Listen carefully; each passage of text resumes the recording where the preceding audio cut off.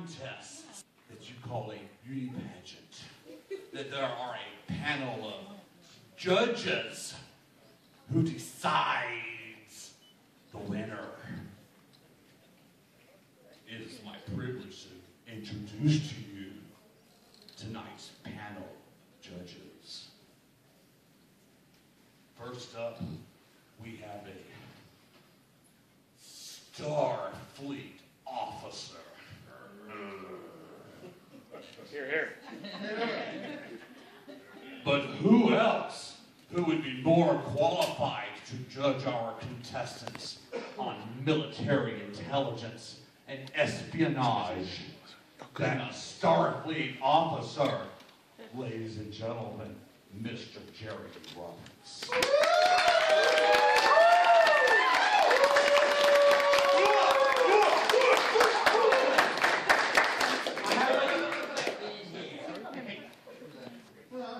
It has also come to my attention that on our panel of judges is a Vulcan priestess of distinct and honorable Vulcan heritage.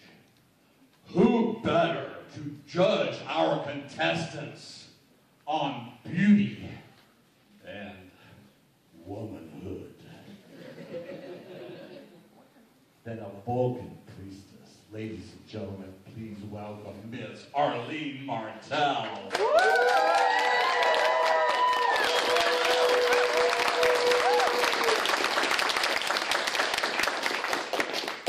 Also on our panel of judges, a master of disguise. Someone who never appears the same way twice anytime you see him. Someone who is extremely qualified to judge our contestants tonight on their disguises, on their appearances. Ladies and gentlemen, please welcome Mr. Kenneth Sela.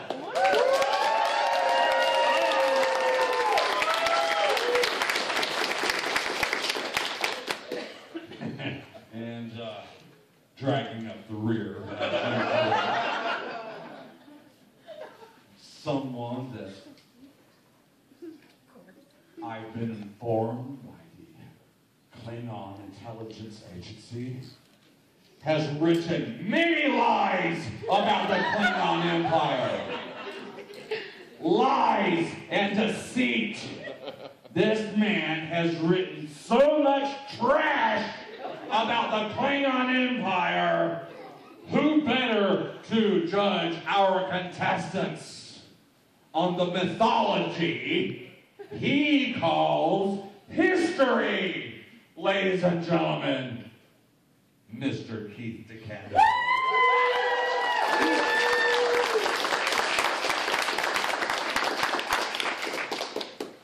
Tonight, our contestants will be judged by our judges in 3 categories: beauty, talent, and yes, personality. 2 out of 3 ain't bad. Each of our judges will score each of our contestants on a scale of 1 to 10, 10 being the highest score, in each of the 3 competitions. The contestant who receives the most number of aggregate points at the end of the evening will be crowned the 2014 Miss Klingon Empire. And to all of our contestants, we wish them at this time, please welcome to this stage contestant number 1.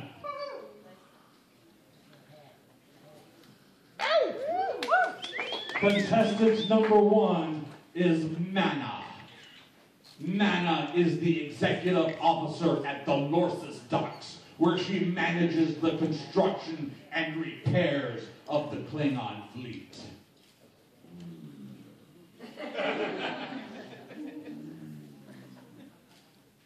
In her position as an executive officer, she is accustomed to using sheer force and her keen intellect to brutally enforce the rigors of her position as needed.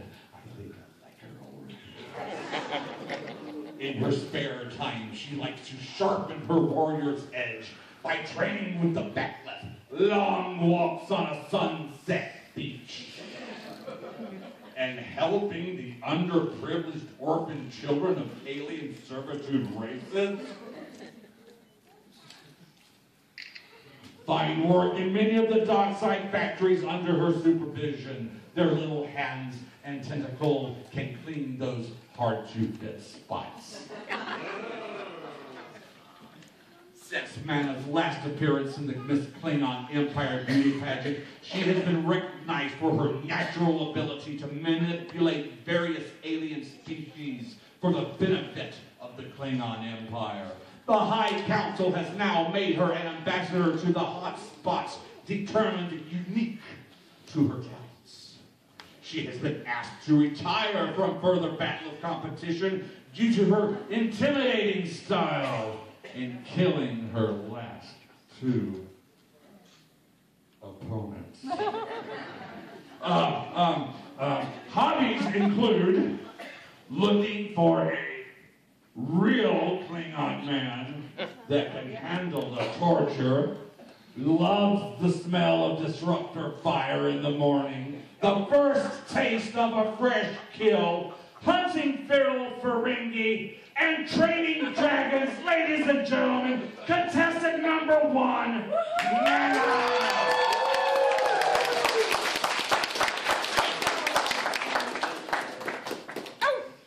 We now bring contestant number 2 to the stage. Contestant number 2 is Bonjak, daughter of Denbach of House Mayors, granddaughter of Colonel Mayors, saw in the Klingon High Command, and daughter of Denbach, a shipbuilder. Bonjak began her military career at a young age. In short time, she attained the rank of law. After her mother was killed in an unfortunate transporter malfunction, she submitted countless requests to have a battle undertaken in her mother's name. Despite her grandfather's influence, every request was denied, and she eventually resigned her commission as an officer to return to her familial home near Kane's Summit. Upon her return, she heard rumors of 3 unnaturally large saber bears who had, without explanation, begun killing indiscriminately for sport. Together with her charge, Darius, they tracked and killed these bears with no more than their backlets and their wits in a fierce battle that finally earned her mother a place in Stovakor. After reports of more bear attacks, they investigated and discovered that an abandoned weapons bunker was leaking chemicals that interfered with the bear's natural growth and demeanor. Bonjak has no interest in returning to her command, and has since enjoyed employment as both a wildlife conservationist and as a tracker for hire, supporting Kronos' burgeoning large predator ecotourism economy. She is Bonjak, daughter of Denbach of House Mayors, contestant number 2.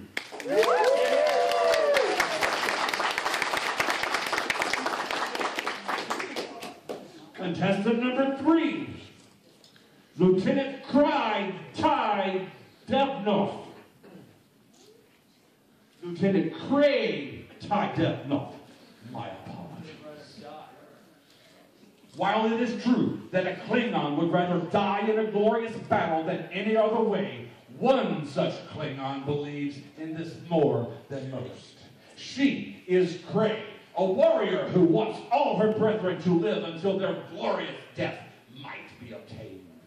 So she became a nurse and a naval medical officer so that she might treat the battle injured, to return them to battle where they might each achieve their glorious death and venture on to Stovakor with honor. Lieutenant Cray was born Cray of the House Pullen in a small village on Kronos. She chose to join the Klingon assault group late in life to put her medical training to good use. While many Klingons have no desire for medical care, she convinced one admiral it was better to repair a warrior and send him or her back into a battle than to jettison the injured body out into space. So she was assigned to a medical outpost near Kitterer. So, you may ask, how did she go from House Pullen to House Devnall? Once, while on a patrol, her shuttle came upon a damaged bird of prey, and they investigated. The ship was beyond salvage, and her captain ordered it destroyed. Cray convinced her captain to let her check for any survivors first. They found everyone dead, but she read slight life signs in the XO of that ship and had him beamed back to the shuttle. Once they were all back, a torpedo was launched to the small bird of prey, and it was soon no more. Back at the medical outpost, she revived the commander they rescued, who was somewhat upset at being alive, as most warriors would be.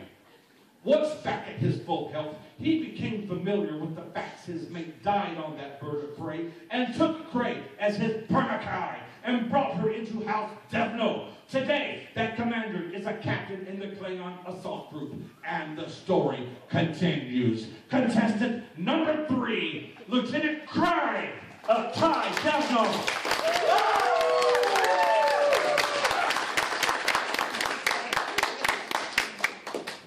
Ladies and gentlemen, please welcome to the stage contestant number 4, Doris from the House of Klingon. As a child, born with a thirst for blood, she learned to hunt wild tarm and pigeons from her father, Tumek, with nothing but a Gintok spear and skill. Due to this training and her proficiency in the martial art Mokara, she is dangerous and undefeated in battle, showing no weaknesses. Outside of battling, she has become a renowned chef of Klingon delicacies, preparing feasts for occasions like the Kok Babal Festival to honor the defeat of Moler by Colossus. Her ultimate goal is to die honorably in battle so she can spend her afterlife alongside her parents in Stovacor, fighting in the eternal battle against great enemies. She is contestant number 4, Doris from the House of Klingon.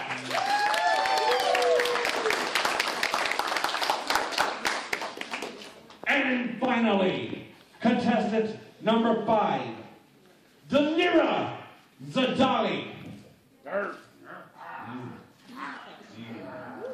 Delira Zadali is an avid collector of battle trophies, with ears and tongues being the preferred souvenirs. She likes a sense of control over others in battle and plans to rise to a leadership position through quick elimination of the other candidates. Delira enjoys designing and forging weapons in her spare time and plans to explore biological warfare and the use of toxins in weapons technology. She is contestant number 5, Delira Zadali.